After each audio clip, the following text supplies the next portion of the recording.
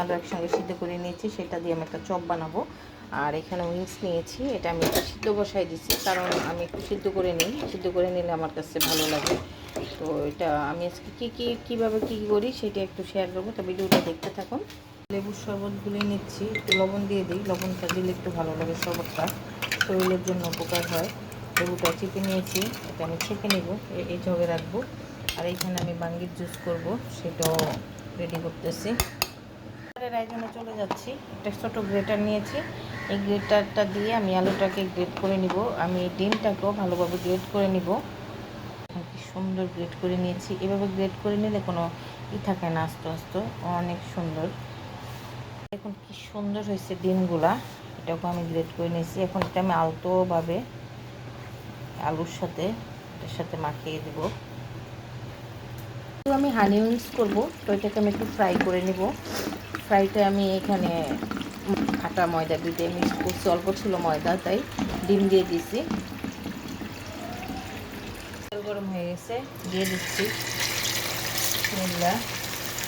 এখন ভেজে রাখবো, এটা আমি তৈরি করবো আসরের নামাজের পরে, ভেজে রেখে তারপরে কাজ করে ফেলবো। এখানে ধনিয়া পাতা, কাঁচামরিচ আর দিয়ে দিচ্ছি পেঁয়াজ। এটাকে আমি সুন্দরভাবে এভাবে মাখিয়ে নিব। আমি যদি এটা ডিম আটার সঙ্গে মাখাইতে যাই তাহলে জিনিসটা সুন্দর হবে না। লবণ দিয়ে নিচ্ছি, এটা আমি আলতো হাতে এটার মধ্যে দিয়ে দিচ্ছি।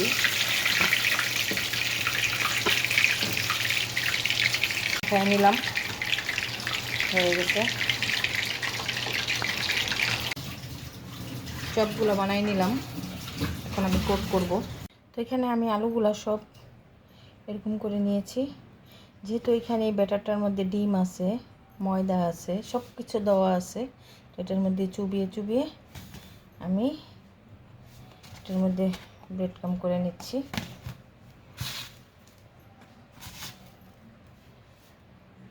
তো একটু এইভাবে সবগুলা করে নিব। এক হাতের কাজ, আসলে সুন্দর মতো ভিডিও দিতে পারি না। একবার কোট করে নিয়েছি, তারপর আবার এটাকে আমি ডাবল কোট করে নিয়েছি। তো সবগুলোকে এখন আমি আবার ডাবল কোট করে নিব, তাহলে অনেকটা জুসি ক্রিস্পি সব মিলে হয়, ভালো লাগে। তো এই তো ডাবল কোট করলে অনেক সুন্দর হয়, রেখে দিচ্ছি। এগুলো কমপ্লিট, এটা আমি পরে তেলে ভাজবো। আমি ফ্রিজে রেখে দিচ্ছি 2 ঘন্টার জন্য সেট হওয়ার জন্য।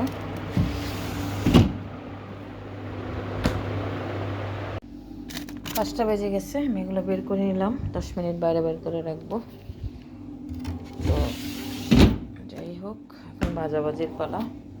চুলায় তেল দিয়ে দিলাম, গরম হয়ে গেছে, একটু বাড়াই দিই। আস্তে করে দিয়ে দিচ্ছি বিসমিল্লাহ বলে। ভাজাভাজি শুরু করলাম, সবগুলো নেবে না, ইয়াতে দিতে হবে। এখানে আমি হানি উইংসের জন্য দিয়েছি soy sauce, tomato sauce, chili sauce আর একটু ওয়েস্টার সস। এটা আমি একটু মিক্সড করে রেখে দেই। সাথে লাগবো মধু। মধুটা আমি কোনো পাত্রে ঢাললাম না, এটা থেকে ডাইরেক্ট দিয়ে দেবো। যে এখানে বেজে রাখছিলাম যে সেগুলো, তো আগে ওগুলো শেষ হোক, পরে এটাকে আমি একটু উল্টে পাল্টে দিই।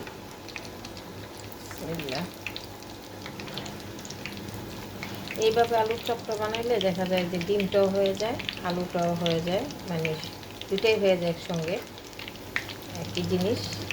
আবার কেউ আস্ত ডিম কেটে করতে পারে, কিন্তু এইভাবে করে দেখবেন, আসলেই মজা লাগে। আমি যেভাবে আজকে করলাম খুবই টেস্টি। আমি কিছুদিন আগে কিমার মধ্যে দিয়ে আলুর চপটা করেছিলাম। তো আমার এগুলো হয়ে গেছে, এটাকে তুলে নিচ্ছি। আগে এটার মধ্যে পেপারে একটু তেলটা টানুক, তারপরে আমি অন্যটা সার্ভ করবো।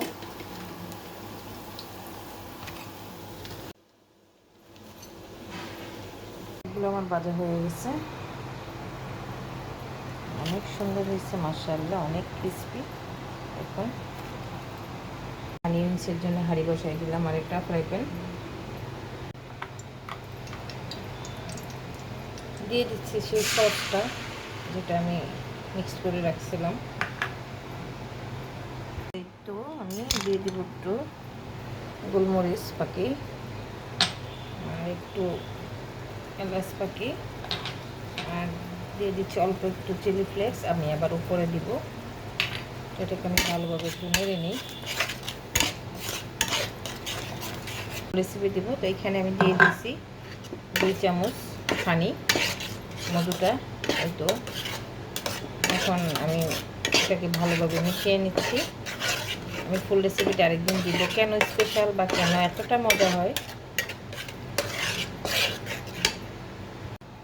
একে একে দিয়ে দিচ্ছি উইংসগুলা।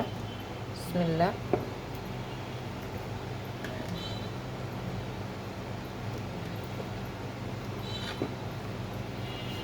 এখন এটাকে আমি সুন্দরভাবে এটার সাথে মিক্স করে নিব। উইংসটা আমার রেডি। দেখুন কতটা লোভনীয় লাগছে। আমারটা একটু স্পেশাল আমি মনে করি, কারণ আমি স্পেশাল কিছু দিই। দোকানের থেকে অবশ্যই আল্লাহর রহমতে অনেক স্বাদ বেশি হবে। তো আমি এখন এটা তুলে ফেলবো।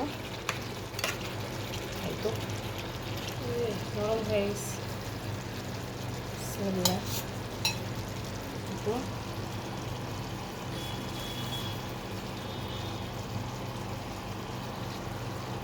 সবগুলো তুলে নেওয়া হয়ে গেছে আমার।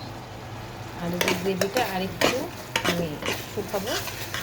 সব কিছু যেটার মধ্যে আমি একটু সুন্দর করে ঢেলে দিচ্ছি। খেতে ভীষণ মজা হবে। ডেকোরেশন করে নিব। দিয়ে দিচ্ছি কিছু সাদা তেল ছিটিয়ে, তারপর দিয়ে দিচ্ছি কিছু চিলি ফ্লেক্স, দিয়ে দিচ্ছি কিছু কাঁচামরিচ সে ছোট ছোট করে একটু। এখন কতটা লোভনীয় লাগছে মাশাআল্লাহ। এভাবে কি বাসায় বানান কমেন্ট করে জানাবেন। আজকের ইফতারের জন্য কি কি তৈরি করলাম সেটি আপনাদের সঙ্গে শেয়ার করলাম। অংশবিশেষগুলো অল্প অল্প করে, পুরো ফুল রেসিপি কিছুই দিতে পারিনি। তো কেমন লাগলো আজকে আমার রেসিপিগুলো অবশ্যই একটু কমেন্ট করে জানাবেন, লাইক দিবেন, শেয়ার করবেন। ভালো থাকবেন সবাই, আমার জন্য দোয়া করবেন, আমি আপনাদের জন্য দোয়া করি। আল্লাহ হাফেজ, আসসালামু আলাইকুম। দেখুন দর্শক কতটা সুন্দর হয়েছে মাশাআল্লাহ হানি উইংস। আর এখানে ডিম আলু একসাথে মিক্সড করে একটা আলুর চপ বানিয়েছি। আরও মানে কী করেছি সেটা ফুল ভিডিও দেখলেই বুঝতে পারবেন। আর এইটা আমার হানি উইংস রেডি।